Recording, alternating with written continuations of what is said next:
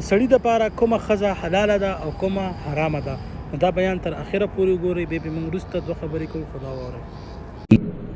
الجواب دا مسله یاده ساتئ. ګوره زه به درته د فایدې دپاره په جواب کې ډېرې خبرې ذکر کوم، او زه اکثر جواب کې ډېرې مسلې په دې ذکر کوم چې فایده ډېره شي. یعنې د دې مسلې په دوو ټکو کې جواب کیدی شي چې او یا نه.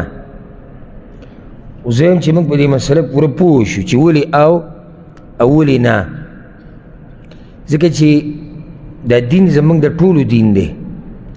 پکار دا دی چې موږ په دې خپل دین باندې څه نه څه پوهه یو. سبا لکه موږ چا سره څه خبره کوو یا ما ته دا مسله په خپله راشي، نو چې زه خو په دې مسله پوهه یم که نه چې دا مسله ولې داسې ده او ولې داسې نه ده.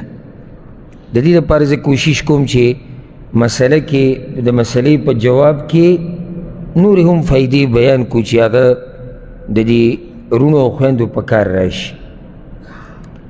اول دا خبره یاده ساتئ، هغه زنانه چې الله حرام کړي دي په موږ باندې، چې هغې ته المحرمات ویلی کېږي، هغه زنانه چې هغه الله په موږ حرامي کړي دي، هغه څوک دي؟ سورة النساء کې الله دا ذکر کړي دي. حرمت علیکم امهاتکم، میاندې و بناتکم لونه و اخواتکم خویندې، تروریانې، خاله شوه، رویره، خورزه، او هغه مور وي چې تاسو له پی درکړي، یعنې رضایي مور، رضایي خور او خواښې،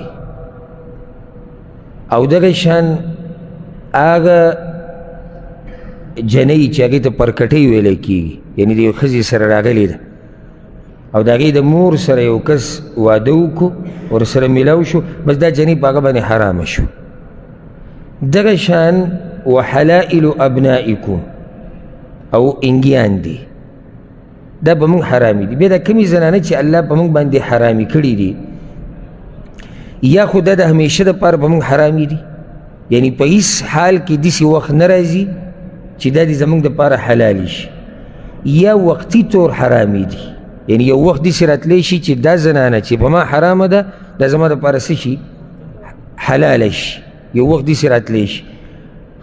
هغه زنانه چې هغه په موږ باندې د رضاعت ته لاسه حرامي دي، دا بل قسم دی. او یو هغه زنانه چې هغه د خیخي د لاسه یا سخرګنۍ که ورته وایي د هغې د لاسه په موږ باندې حرامي دي. تفصیل یې څه داسې دی. همیشه چې په موږ باندې حرامي دي هغه څوک دي دا یاده کړه. د فایدې دپاره ته دا ذکر کوم. همیشه چې په موږ باندې کومې زنانه حرامي دي هغه اووه قسمه دي، په دې آیت کې ذکر شوي دي. هغه دي میاندې او دغه شان لونه، تروریانې، خالاګانې او رویرې او خورزې. اوس په میاندو کې ګوره نیاګانې ټولې راځي، لکه مور، بیا بره چې څومره ځي، که هغه د پلار مور ده او که هغه د مور مور ده، بره چې څومره نیاګانې دي دا ټولې په موږ باندې حرامې دي، که هغه د مور د طرف نه دي او که هغه د پلار د طرف نه. دا تفصیل په دې ذکر کوم چې تاسو ته بیا سبا له هېڅ اشکال په دې مسله کې نه راځي چې کومه زنانه به ما لپاره حلالې او کومه به حرامې. په بره چې څومره د مور نه بره چې څومره نیاګانې دا ټولې زموږ دپاره څه دي؟ حرام دي. لونه، لونه حرامې دي ټولې. دغه شان د زامنو لونه او په کته بیا ځه، د زامنو لونه او په کته چې دي سره وایم، او دغه شان لونه د لونو او په کته دي ځه، دا ټولې به موږ حرام، یعنې کته چې څومره لوریانې راځي هغه به موږ څه دي؟ هغه به موږ حرامې دي. خویندې که هغه ستا د مور پلار کې تا سره شریکه ده. دا و د شیخ صاحب ډېر قیمتي بیان چې تاسو واورېدلو چې د انسان سړي دپاره کومه زنانه حلاله ده او کومه حرامه ده. موږ له راکړه اجازت. السلام علیکم ورحمة الله.